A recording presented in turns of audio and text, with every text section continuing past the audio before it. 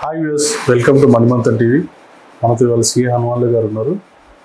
Digital చెల్లింపుల గురించి సార్ని అడిగి తెలుసుకుందాం. Sir good morning sir. Good morning sir, ఇప్పుడంతా ఈ జనరేషన్ అంతా డిజిటల్ యూపీఐ దీని కింద అయిపోయింది సార్.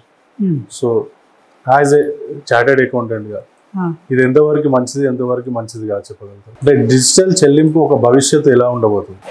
డిజిటల్ చెల్లింపుకి ఇప్పుడు ఏం సమస్య లేదు కదా. ఇంకా 7 సంవత్సరాలు అయింది. ఇప్పుడు ట్రాన్సాక్షన్ పెరుగుతున్నాయని తగ్గట్లేదు. ఇంకా ఓకే, యూజర్స్ పెరుగుతున్నారు, ఎలాంటి సమస్య లేదు. పర్ఫెక్షన్ పెరిగింది, చిల్లర ప్రాబ్లం తగ్గింది, ఇచ్చిన వాళ్ళకి తీసుకున్న వాళ్ళకి ఎలాంటి సమస్య లేదు. తర్వాత ఆలస్యం లేదు. ఇంకో బ్యాంక్ వేసి ఇక్కడికి వెళ్ళి ట్రాన్స్ఫర్ అవ్వడం టైం పట్టే, ఎక్కడ నుంచి ఎక్కడ ట్రాన్స్ఫర్ అవ్వడానికి ఎక్కువ టైం పట్టట్లేదు. 15 minutes సెకండ్స్లో అయిపోతున్నది. సమస్య ఎక్కడ వస్తుంది? భవిష్యత్తు సమస్య రాదు. అంటే అప్పుడప్పుడు ఈ సర్వర్ డౌన్స్ ఉన్నప్పుడు ఎన్నిసార్లు చూసామని సర్వర్ డౌన్ అండి. చిన్న అమౌంట్స్ అంటే పెద్ద అమౌంట్స్ స్ట్రక్ అవ్వడం కానివ్వండి. అది బ్యాంక్ సర్వర్, అది డిజిటల్ పేమెంట్స్ కాదు అది.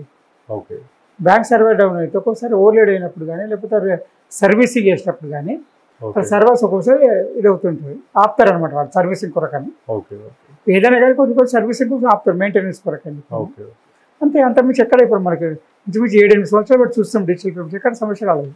ఓకే, సమస్య ఎప్పుడు వస్తాయంటే ఎక్కువ ఎవరికి పాస్వర్డ్ ఇవ్వడం, ఇష్టం వచ్చిన లింకులు, వాళ్ళు నీకు ఏది ప్రైజ్ వచ్చిందనే సరికల్లా లింక్ ఓపెన్ చేయడం. ఓకే, అది దురాశ, అది అత్యాశగా దురాశ. అది ఆ దురాశ సమస్యలు వస్తాయి న్యాచురల్గా. ఇప్పుడు నీకు 100 రూపాయలు ఇచ్చాడు కూడా 500 రూపాయలు ఇస్తున్నాడంటే ఉరికిపడు కదా. వాడు మనసులో మోసం చేయాలని ఉంటుంది. 500 వస్తాయని 100 రూపాయలు పెట్టి కళ్ళు మూసుకొని పెట్టేస్తే నష్టం నువ్వే. మరి లక్షల మంది వాడుతున్నప్పుడు 100 మందికి సమస్యలు ఎందుకు వస్తాయి? లక్షల మందికి రావాలి కదా. కొంతమందికి వస్తే సమస్యలు లేవు డిజిటల్ పేమెంట్స్ ఇన్ని సంవత్సరాల నుంచి కూడా. ఇప్పుడు డిజిటల్ చెల్లింపు ఒక ర్యాంక్ ఎంత ఉంది సార్ మన దేశంలో, భారతదేశంలో? ఇప్పుడు డిజిటల్ చెల్లింపులు ఇప్పుడు ప్రపంచం మొత్తంలో కూడా 2nd ర్యాంక్ వచ్చింది ఇప్పుడు India. Okay, millions of transactions అవుతున్నాయి డైలీ, ఎలాంటి సమస్య లేకుండా అవుతుంది. ఎస్పెషల్లీ విలేజెస్లో, అంటే పల్లెటూళ్ళ వాతావరణం, పల్లెటూళ్ళలో కూడా డిజిటల్ పేమెంట్స్ పెరిగినాయి ఇప్పుడు బాగా.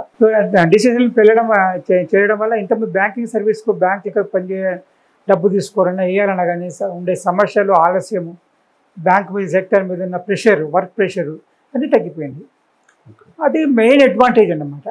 ఈవెన్ మనకు డిజిటల్ కనెక్టివిటీ ఉండటం వల్ల, ఆప్టికల్ ఫైబర్ కనెక్టివిటీ ఉండటం వల్ల ఈవెన్ విలేజెస్ పీపుల్ కూడా దీన్ని వాడుకునే అవకాశం ఉంది, వాడుతున్నారు కూడా సక్సెస్ఫుల్గా, ఎలాంటి ఇబ్బందులు లేకుండా మనకు వాడుతుంది. ఇంచుమించు ఎందుకంటే 65 కోట్ల మంది సెల్ ఫోన్ యూజర్స్ ఉన్నారు ఇండియాలో. ఇంచుమించు అంటే ఇంత పెరిగిన తర్వాత 65 కోట్ల మంది లోకెళ్ళి 30-35 కోట్ల మంది ఈ డిజిటల్ పేమెంట్స్ వాడుతున్నారు. ఈ డిజిటల్ పేమెంట్ ఒక పరిధి ఎంత వరకు ఉంటుంది సార్?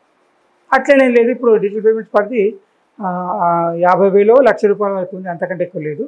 అంతకంటే ఎక్కువ ఉంటే మాత్రం ఖచ్చితంగా అకౌంట్ ట్రాన్స్ఫర్ కావాలి.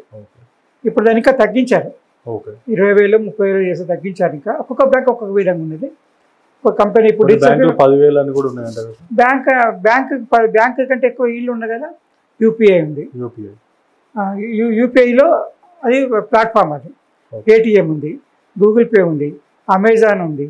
ఈ పేమెంట్స్ అన్నీ కూడా ఫోన్పే ఉంది. ఇవన్నీ ఓలేలకు నామ్స్ పెట్టుకుంటారు అనమాట వాళ్ళు. ఇంతకంటే ఎక్కువ ట్రాన్స్ఫర్ చేయద్దు, రిస్క్ ఉంటుంది అని చెప్పని చేస్తారనమాట.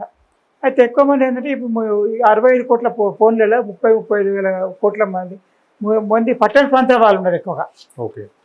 దానివల్ల ఎక్కువగా మనకు డిజిటల్ పేమెంట్స్ ఎక్కువగా కనపడుతున్నాయి. 65 కోట్ల మంది ఫోన్లు ఉండటం వల్ల, 30 కోట్ల పల్లె ఇది ఉండటం వల్ల ఎక్కువ వాడుతున్నారు.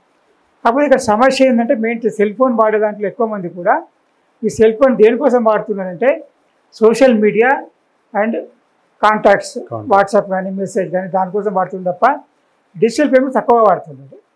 డిజిటల్ పేమెంట్స్ వాడిన వాళ్ళు ఎలాంటి ఇబ్బంది లేకుండా, అంటే రోజు 10, 20, 30 ట్రాన్సాక్షన్ కంటే ఎక్కువ ఉండదు. అదే మీరు వీడియో చూస్తుంటే ఇన్ని 100 ట్రాన్సాక్షన్ టైం పడుతుంటుంది. మెసేజ్ చేస్తే ఎంతమంది ఇది అవుతుంటుంది, షేర్ చేస్తే ఎంతమందికి ఇది అవుతుంటుంది, అంటే ఎంత డిజిటల్ స్పేస్ పడుతుంది అనేది ఆలోచిస్తే డిజిటల్ పేమెంట్స్ వాడే స్పేస్ చాలా తక్కువ. ఎందుకంటే క్షణాల్లో అయిపోతుందండి. అదే మనం ఫొటోస్ కానీ వీడియోస్ కానీ డౌన్లోడ్ చేసుకున్నప్పుడు, షేర్ చేసినప్పుడు దాని మీద డిజిటల్ ప్లాట్ఫామ్ ఎక్కువ యూసేజ్ ఎక్కువ స్ట్రెయిన్ పడతాయి అన్నమాట. ఈ గ్లోబల్ టెక్ సపోర్ట్ స్కామ్ అంటే ఏంటి సార్? దీంట్లో ఏంటంటే financial literacy most important. Financial literacy అంటే మన డబ్బుని ఎలా తీసుకోవాలా, ఎలా చెల్లించాలా, ఇక్కడ డిపాజిట్ చేయాలా అనేది దాని మీద ఎక్కువగా మనకు డిజిటల్ పేమెంట్స్ ఒక ట్రాన్సాక్షన్ ఎక్కువ ఆధారపడి ఉంటుంది. తక్కువ ట్రాన్సాక్షన్లు ఎక్కువ ప్రయోజనం కలిగే విధంగా మనం ప్రతి వ్యక్తి చేయాల్సిన అవసరం ఉంటుంది. ఇప్పుడు 2018 నుంచి 2021 మధ్యలో సార్ ఈ యూపీఐ కానివ్వండి డిజిటల్ పేమెంట్ ఒక స్కామ్ ఎక్కువ జరిగిందని. అలాంటి ఏం స్కామ్ జరగడానికి మెయిన్ కారణం డిజిటల్ పేమెంట్స్ ఏంటంటే ఓటీపీ ఇవ్వడం ఒకటి, సార్ ఎవరికైతే వాళ్ళకి ఓటీపీ ఇవ్వడం, పాస్వర్డ్ ఇవ్వడం. సెకండ్ ఏంటంటే లింకులు క్లిక్ చేయడం, అది మెసేజ్ అవార్డు వచ్చింది, ప్రైజ్ వచ్చింది, లేకపోతే ఇక్కడ డెలివరీ తీసుకోండి, ఇట్లాంటి వాటిని క్లిక్ చేయడం వల్ల నష్టం జరిగే అవకాశం ఎక్కువ ఉంటుంది. ఇంకా డిజిటల్ పేమెంట్స్ ముఖ్య మెయిన్ ప్రాబ్లం ఏంటంటే హ్యాకర్స్ డిజిటల్ పేమెంట్ ద్వారానే ఒక అకౌంట్ హోల్డర్కు వాళ్ళని అకౌంట్ని హ్యాక్ చేసే అవకాశం ఉంటుంది. అయితే బ్యాంకింగ్ ప్లాట్ఫామ్ ద్వారా వాళ్ళకి అవకాశం చాలా తక్కువగా ఉంటుంది. చాలా స్ట్రిక్ట్ ఉంటుంది బ్యాంక్ కాబట్టి చేయలేరు. డిజిటల్ పేమెంట్ ద్వారా మాత్రమే చేయగలుగుతారు. దాని ద్వారా లేకపోతే లింక్ వేస్తాం, మన లింక్ క్లిక్ చేస్తాము, ఆటోమేటిక్గా మన ఇన్ఫర్మేషన్ మొత్తం ఆ హ్యాకర్కి వెళ్ళిపోతుంది. అప్పుడు మన అకౌంట్ మొత్తం ఖాళీ అయ్యే అవకాశం ఉంటుంది.